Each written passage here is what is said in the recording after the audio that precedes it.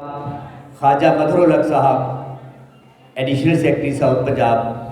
تشریف لائیں اور اپنے خیالات کا اظہار کریں گے۔ جناب محترم خواجہ مظہر الحق صاحب آپ کی تالیوں کی گونج میں تالیاں رکنی نہیں چاہیے، ملتان سے در تشریف لائے ہیں اور ہمارے ایجوکیشن کی آفیسر ہیں۔ بسم اللہ الرحمن الرحیم، نحمد و نصلی علی رسول الکریم والصلاۃ والسلام علی سید المرسلین۔ السلام علیکم۔ قائد اعظم محمد علی جناح، ہم سب نے بچپن سے ان کے مضامین پڑھے، کتابوں میں پڑھا، لیکن ان کی شخصیت کے متعلق یہ دیکھنے کے لیے کہ نہ ہم ان کو رہنما کتنا بڑا مانتے ہیں، انہوں نے کتنی جد و جہد کی ہمیں ایک الگ آزاد ملک دلوانے کے لیے۔ آپ سب کو چاہیے،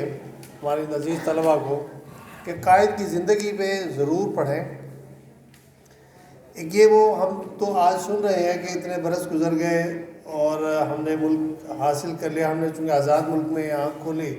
تو ہمیں اس جد و جہد کا علم نہیں، اس سارے مراحل کا علم نہیں کہ کس ڈائریکشن میں یہ قوم تھی، پھر اس کو کس طرح سے قائد کا پہلے نظریہ کیا تھا، پھر اس کے بعد انہوں نے اپنے آپ کو چینج کیسے کیا کہ نہیں ہم دو نظریے کے حامل قوم میں دو نظریہ کیا تھا۔ پھر یہ جو آپ نے اور میں نے اپنے اداروں کے باہر ایک شعر پڑھا ہمیشہ، نگہ بلند سخن دل نواز جہاں پر سوز۔ ہم کہتے ہیں کہ جب بھی قائد کے متعلق ہم بات کرتے ہیں تو یہ والا ہم ان کے اوپر یہ کریکٹرائز کرتے ہیں کہ وہ ایسی پرسنالٹی تھی جس کو ہم یہ اس شعر کے اوپر پورا ڈھال کے دیکھتے ہیں کہ یہ میرے کارواں اگر ہم نے کسی کو دیکھنا ہو تو ہم قائد کو دیکھیں کہ نہ صرف اس کی نگہ بلند تھی، اس کا سخن بھی دل نواز تھا اور جہاں بھی پرسوز تھا، اور پھر آپ نے اور بھی کہا کہ ایسی شخصیت تھی جسے ہم کہتے ہیں نا کہ جس نے اس کے اندر ایک ایسی روح تھی کہ جس نے اس کو نحیف و نزار کر دیا لیکن اس کو اس کے مقصد سے پیچھے نہیں ہٹنے دیا۔ تو یہ وہ باتیں ہیں کہ جس کے متعلق میں سمجھتا ہوں کہ ہم سب کو ایک لیڈر کے کریکٹرسٹک دیکھنے کے لیے کہ ہمیں کیسا لیڈر چاہیے، قائد کی زندگی پہ سیر حاصل مضامین کا مطالعہ کیا کریں اور ہر پہلو پہ انہیں دیکھا کریں کہ انہوں نے اس پاکستان کا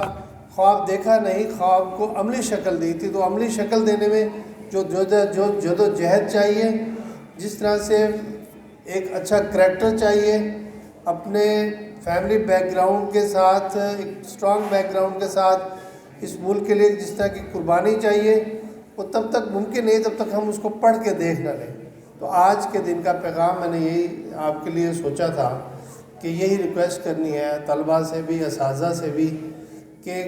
قائد کے متعلق ہم دل لگا کے ایک دفعہ ان کی شخصیت کو پڑھ لیں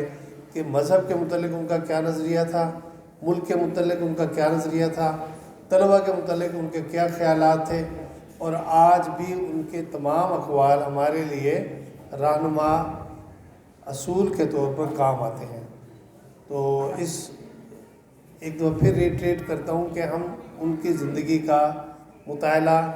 اپنی زندگیوں کو ڈھالنے کے لیے کریں۔ Thank you very much.